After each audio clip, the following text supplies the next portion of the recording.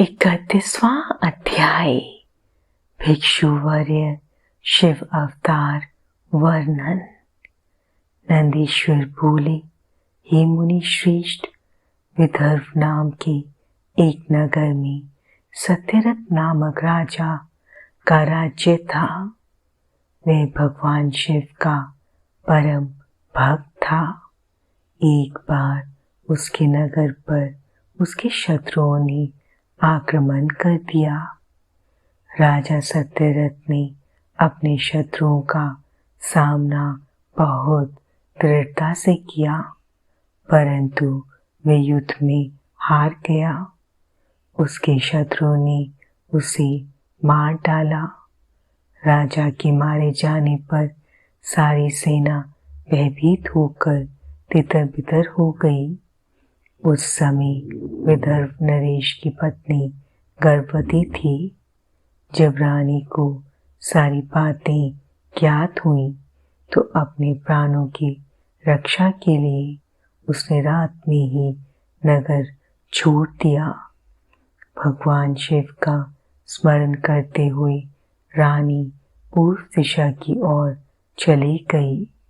बहुत दूर जाकर एक सरोवर के निकट एक सघन वट वृक्ष के नीचे अपनी कुटिया बनाकर वे रहने लगी। उसी स्थान पर रानी ने एक दिव्य बालक को जन्म दिया। एक दिन रानी अपने पुत्र को कुटिया में ही लिटाकर सरोवर से जल लेने गई तो वहां उसे एक घड़ियाल ने पकड़ लिया। उधर वे बालक अकेला पड़ा भूख प्यास से व्याकुल होकर जोर जोर से रोने लगा। उस बालक को रोता देखकर भक्तवत्सल दयालु भगवान शिव को उस पर दया आ गई। उन्होंने एक गरीब ब्राह्मणी को प्रेरित कर उस स्थान पर भेजा। वह विधवा ब्राह्मणी उस स्थान पर पहुंची जहां वह बालक रो रहा था। उसको देखकर ब्राह्मणी का दिल द्रवित हो उठा। वे उस बालक के विषय में सोचने लगी कि अब इस बालक का क्या होगा।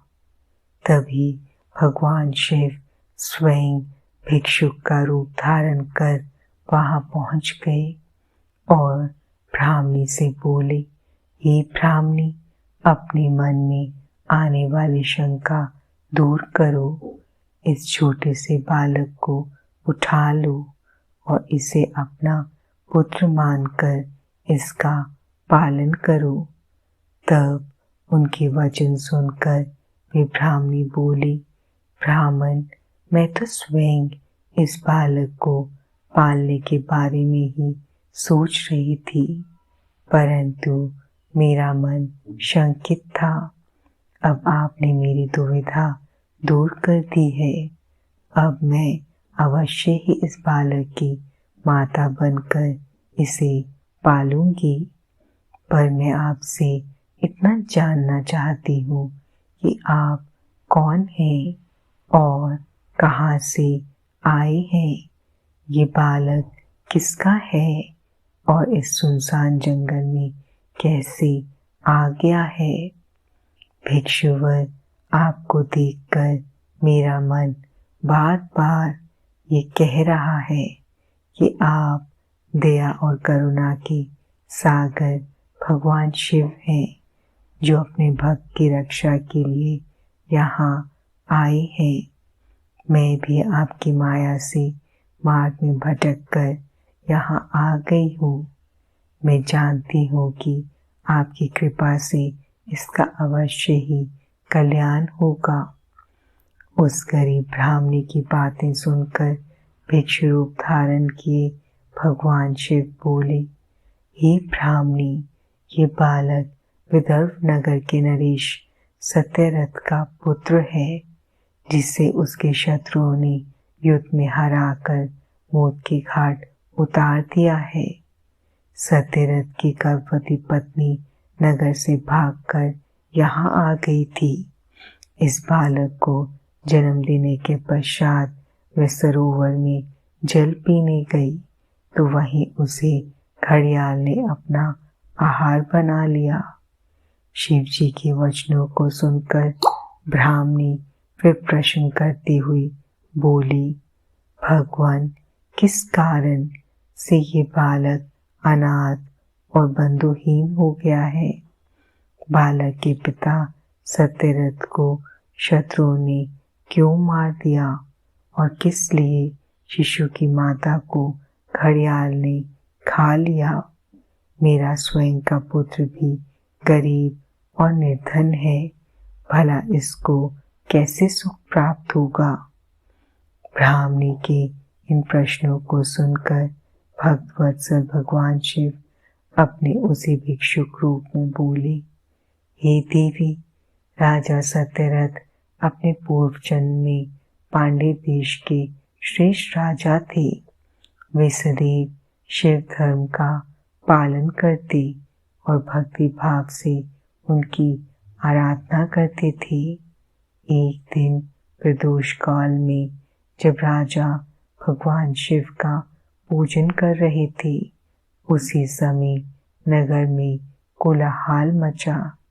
राज्य में विद्रोह फैलने की आशंका से राजा ने पूजा बीच में ही छोड़ दी। सैनिकों ने जिसे राजद्रोही के रूप में राजा के सामने ला खड़ा किया, वह और कोई नहीं, उसी राज्य का एक सामंत था। उसे देखकर पांड्यराज क्रोध में अपना आपा खो बैठे और उस सामंत का सिर कटवा दिया।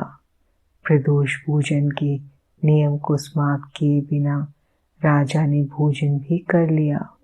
इसी तरह राजकुमार ने भी प्रदोष पूजन किए बिना भोजन कर लिया और सो गया। वह पांड्यराज इस जन्म में विदर्भराज हुआ। प्रदोष में शिव पूजन को बीच में छोड़ देने की वजह से उसका वध कर दिया गया और पूर्व जन्म का उसका पुत्र इस जन्म में भी उसका पुत्र बनकर जन्मा है।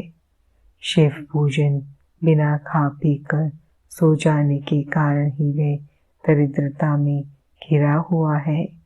इसकी माता ने भी पूर्व जन्म में छल से अपनी सौतन को मार दिया था, इसलिए उसे भी घड़ियाल ने खा लिया है। तुम्हारा पुत्र पूर्व जन्म में ब्राह्मण था और महादानी था, परंतु इसने कोई यज्ञ कर्म नहीं किए, इसी कारण इसे भी दरिद्रता का दंड मिला है। इन दोनों पुत्रों के दोषों को दूर करने के लिए तुम भगवान शिव की शरण में जाओ, वे ही तुम सबका कल्याण करेंगे। ब्राह्मणी को सब कुछ बताकर भगवान ने अपना सत्य रूप उन्हें दिखाया। साक्षात भगवान शिव के दर्शन कर ब्राह्मणी कृतार्थ हो गई और हाथ जोड़कर शिव जी की स्तुति करने लगी। तब आशीर्वाद देकर महादेव जी अंतर्ध्यान हो गई। तत्पश्चात वे ब्राह्मणी उस बालक को अपने साथ ले गई। फिर वह अपने पुत्रों के साथ एक चक्र नामक गांव में रहने लगी और अपने दोनों पुत्रों का लालन पालन करने लगी। समय आने पर ब्राह्मणों ने उनका यज्ञोपवीत संस्कार किया। दोनों शांडिल्य मुनि के उपदेश सुनते और शिव जी की आराधना करते। समय बीतता गया, दोनों पुत्र बड़े हो गए। एक दिन ब्राह्मणी पुत्र को नदी में स्नान के लिए जाते समय सोने से भरा कलश मिला। उस सोने के कलश से उनकी गरीबी दूर हो गई। फिर भी वे नियम से शिव जी की आराधना करते। एक दिन वे वन में गए। वहां एक गंधर्व कन्या अपने पिता के साथ आई और वे राजकुमार पर मोहित हो गई।